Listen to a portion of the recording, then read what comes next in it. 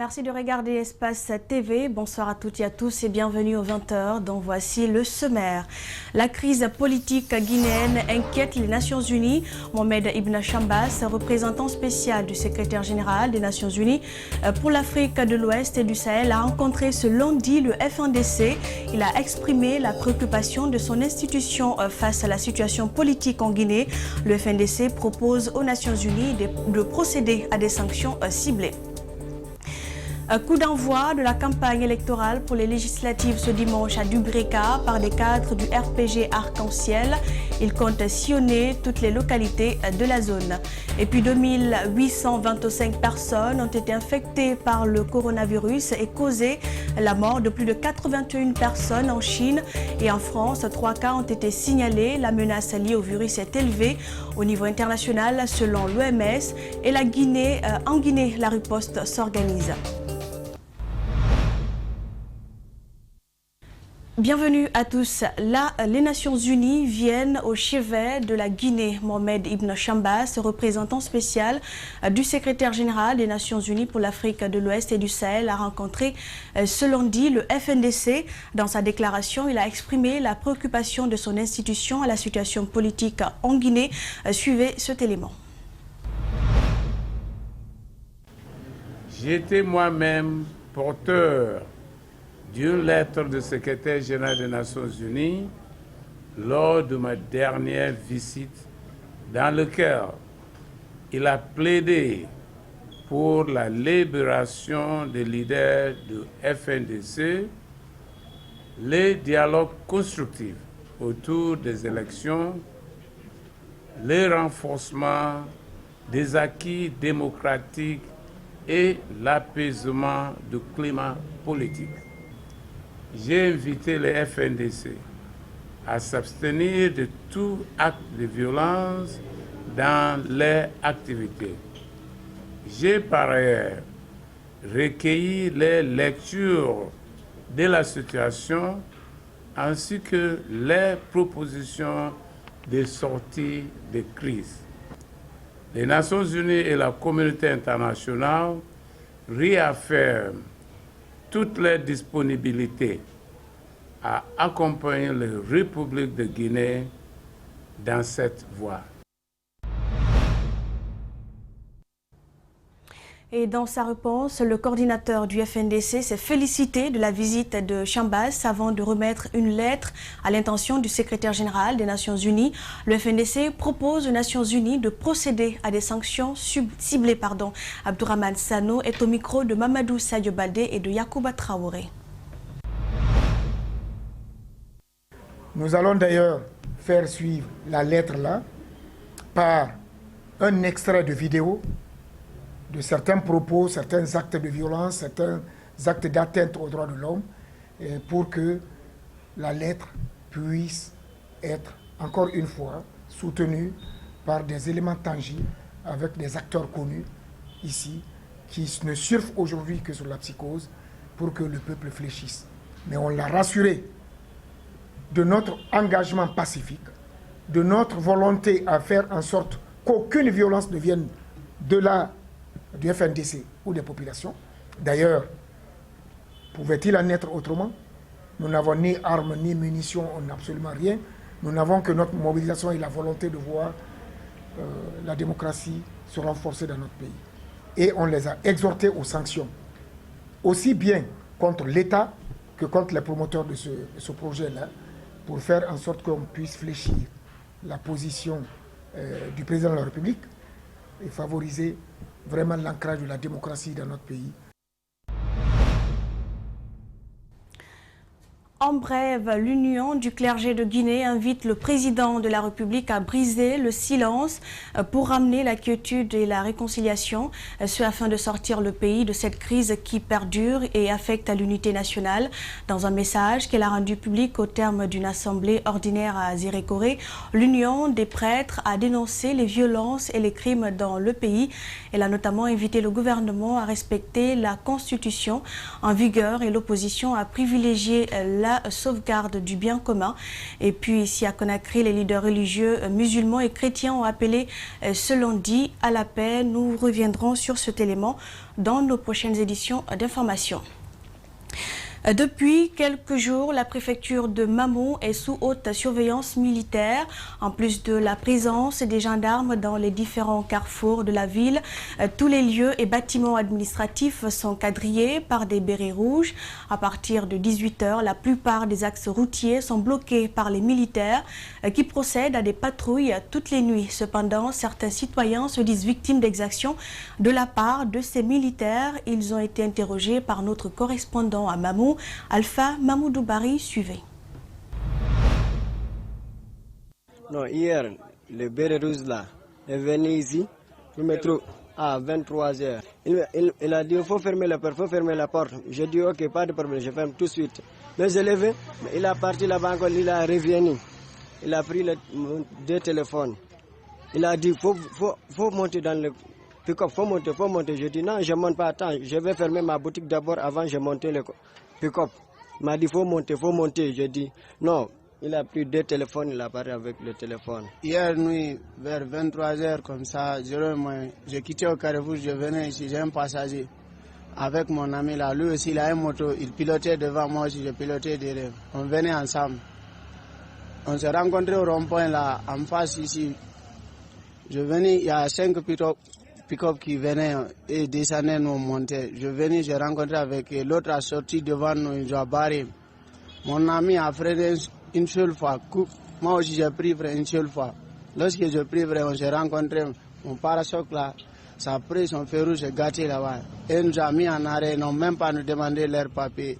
Ils ont envoyé les pick-up, j'ai embarqué notre moto, on a envoyé à la police et nous a mis en pétri jusqu'à matinale. Ils ont écrit un récit de 150 000 et nous a donné chacun de nous. J'ai dit, je n'ai aucun l'argent là où je suis comme ça. Ils ont dit, quand tu ne paieras pas 150 000, on va te transférer à la prison. Mon frère a parti le tolérer, il a dit, envoie 80 000, on a payé les 80 000, on nous a libéré maintenant. Il y a 2 personnes, mes amis, que j'ai laissées en prison là-bas. Et nous restons toujours à Mamou. Le bureau du procureur de la République près le tribunal de première instance TPI de Mamou a été attaqué dans la nuit par des individus non encore identifiés. Selon nos informations, les assaillants étaient à bord d'une moto et se sont servis de l'essence pour calciner le bureau se trouvant dans l'enceinte du dit tribunal. Le reportage est signé Alpha Mamoudou Bari, notre correspondant à Mamou. Suivez. C'est aux environs de 3 h du matin que les inconnus, au nombre de 3, sont allés mettre le feu au bureau de Sidiki Camara, procureur de la République, près le tribunal de première instance de Mamou.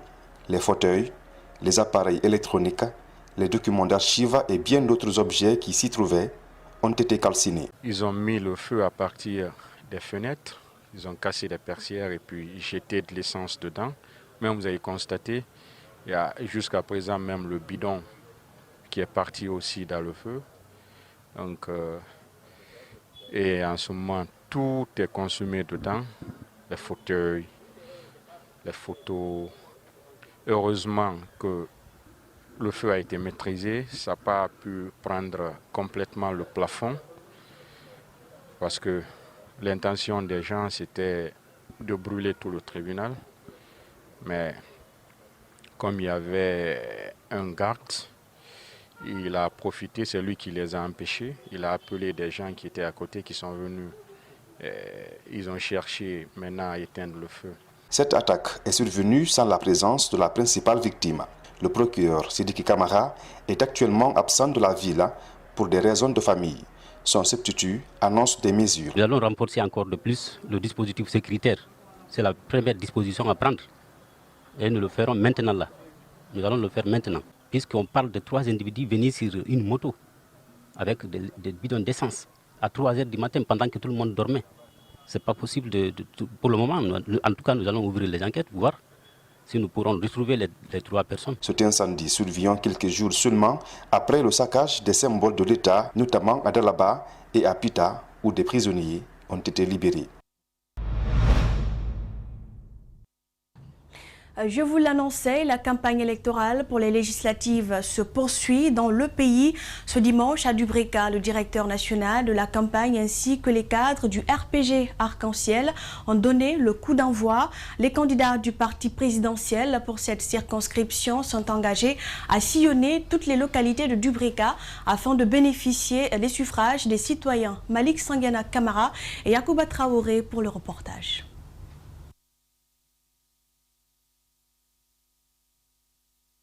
C'est en décembre dernier que le coronavirus est apparu. Coronavirus, on en parle. La Guinée à l'avant-garde. Selon dit l'Agence nationale de sécurité sanitaire et ses partenaires ont échangé sur les mesures préventives à observer pour être à l'abri du virus déjà confirmé dans des pays comme la Chine et la France. Le reportage d'Abdoulaye Sadio Diallo et de Lamine Silla. C'est en décembre dernier que le coronavirus est apparu en Chine avant de gagner la France. Un cas suspect a également été enregistré en Côte d'Ivoire voisine et Dakar est sous haute surveillance. La Guinée, qui avait déjà subi Ebola, veut anticiper pour cette fois-ci échapper à cet autre virus mortel. Une deuxième réunion a été tenue par l'Agence nationale de sécurité sanitaire et ses partenaires ce lundi. Donc lors de cette réunion, l'OMS a présenté la situation évolutive de ce coronavirus à travers le monde entier et nous a fait part des recommandations que l'OMS a données pour les pays. Pour échapper au coronavirus, un dispositif sanitaire sera très prochainement mis en place, notamment à l'aéroport de Conakry et au port autonome. Cela passe obligatoirement par la prise des températures des passagers en provenance des pays touchés par le coronavirus, plus particulièrement la Chine. Dès ce soir, une équipe opérationnelle sera à l'aéroport. Tous les passagers qui arriveront vont être flashés avec la caméra thermique déjà qu'on a. On va élaborer une fiche de screening pour savoir leur origine. S'il y a des suspects là-dedans, nous allons les isoler. On va préparer dans les 2 heures qui suivent le centre d'hospitalisation de fièvre hémorragique à Nongo. Pas de panique, pour le moment aucun cas n'est signalé en Guinée et d'ailleurs le pays est prêt à lutter contre d'éventuelles épidémies. Déjà la Guinée avait déjà un peu de préparation parce qu'on a des personnes en place, il y a des équipements en place. Nous venons de faire une réévaluation et donc dans les 2 heures qui suivent, d'ici 15 heures, nous allons déposer tout le matériel manquant et préparer l'équipe. On va positionner 2 ambulances qui sera prête à aller à l'aéroport à prendre les cas suspects où on va identifier un local pour l'isolement de ces cas. Selon les autorités chinoises, le bilan de l'épidémie fait état de 80 morts et 2744 cas confirmés ce lundi. Abdoulaye Sadio Diallo, nous parlons de tout autre sujet dans ce journal. Le pain, un aliment prisé par les Guinéens, se faisait rare ce matin dans certains quartiers de Conakry. Le prix d'une baguette, à la surprise générale, est passé par un droit de 1500 à 2500 francs guinéens et plus. Et cette crise, l'Union nationale des professionnels des boulangers et pâtissiers de Guinée l'a vu venir. Elle évoque comme raison la flambée des prix des ingrédients sur le marché. Le reportage est signé Mohamed Damaro Kamara et Alseni Kamara. À Simambossia, dans la commune de Ratoma, les rares boulangeries ont très tôt verrouillé leurs portes ce lundi. La production du pain, denrée très prisée par les Guinéens, connaît en ce moment une baisse considérable. Le bois a triplé. On payait le bois 8 à 5 000 francs. Aujourd'hui, c'est 3 à 5 000 francs. Tu as compris? La levure qui était à 12 000 francs, on vend à 20 000. Tu as compris? Le sel, même chose. Donc, on a les boulangeries qu'on payait à 300 000 francs guinéens, aujourd'hui c'est 1 500 000. Donc tout ça là, les charges, c'est ce qui fait que maintenant beaucoup de boulangers ils ont quitté dans les boulangeries, ils sont allés payer les motos pour faire taxi. Face à cette flambée des ingrédients, les boulangers ont été contraints de réduire non seulement la production, mais aussi d'augmenter le prix du pain. Cependant, ce ne sont pas tous les boulangers qui sont prêtés à cette spéculation. Dans cette boulangerie moderne, les habitudes n'ont pas changé, mais elles pourraient l'être si une solution n'est pas trouvée. Aujourd'hui, on ne va pas diminuer le poids ni rien. Mais dès demain, si on a compris la situation de la farine, si c'est augmenté, nous aussi on va voir si on va augmenter au niveau du prix du pain ou bien si on va diminuer le poids du pain.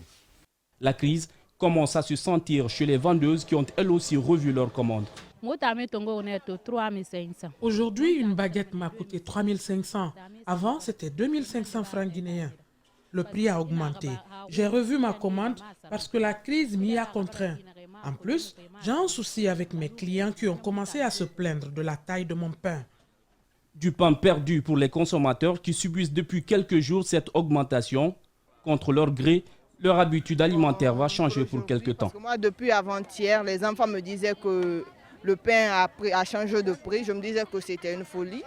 Et aujourd'hui, je suis allée à la boutique, on m'a dit totalement que le prix a changé. Donc moi, je me suis dit, un petit pain à 2000 francs, je ne vais pas acheter. Donc le mieux est que je reste comme ça après la cuisine, que je déjeune en même temps. Parce que le prix à 2000 francs pour un petit pain, c'est trop cher. Une rencontre est prévue dans la semaine entre les boulangers, mais aussi avec le ministère du Commerce, afin de trouver un terrain d'entente. Et on en parlait tantôt, l'Union du clergé de Guinée invite le président de la République à briser le silence pour amener la quiétude et la réconciliation, ce afin de sortir le pays de cette crise qui perdure et affecte l'unité nationale. Dans un message qu'elle a rendu public au terme d'une assemblée ordinaire à Zérékoré, l'Union des prêtres a dénoncé les violences et les crimes dans le pays. Elle a notamment dénoncé les violences et les crimes dans le pays. Donc elle a notamment invité le gouvernement à respecter la constitution en vigueur et l'opposition à privilégier la sauvegarde du bien commun. Et puis ici à Conakry, les leaders religieux musulmans et chrétiens ont appelé ce lundi à la paix. Et nous vous invitons à suivre Monseigneur Vincent Koulibaly.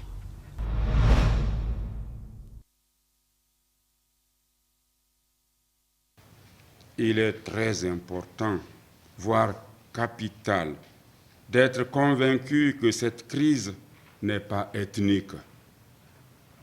Elle est politique et doit le rester. N'acceptons pas qu'elle soit transformée en crise ethnique.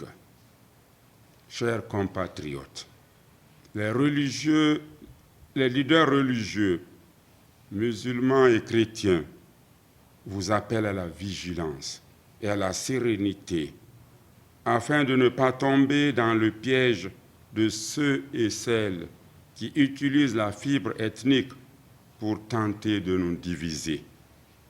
Nous les voyons, nous les écoutons et nous les lisons. Qu'ils s'attendent à la colère d'Allah, qui dit, sourate 9, verset 105, « Œuvrez, car Allah va voir votre œuvre, de même que son messager et les croyants. Et vous serez ramenés vers celui qui connaît bien l'invisible et le visible. Alors, il vous transformera et vous informera de ce que vous faisiez. » Fin de citation. D'une façon générale, nous disons à tous les acteurs sociopolitiques qu'ils doivent mettre la Guinée au-dessus de tout. 2. Au chef de l'État, président de la République. Nous nous réjouissons des recommandations issues du Conseil ministériel du jeudi 23 janvier 2020, au nombre desquelles le président de la République a instruit l'implication des religieux dans la résolution de la crise que notre pays traverse. Toute notre gratitude pour la reconnaissance de notre place pour la préservation de la paix et de la quiétude sociale dans notre pays.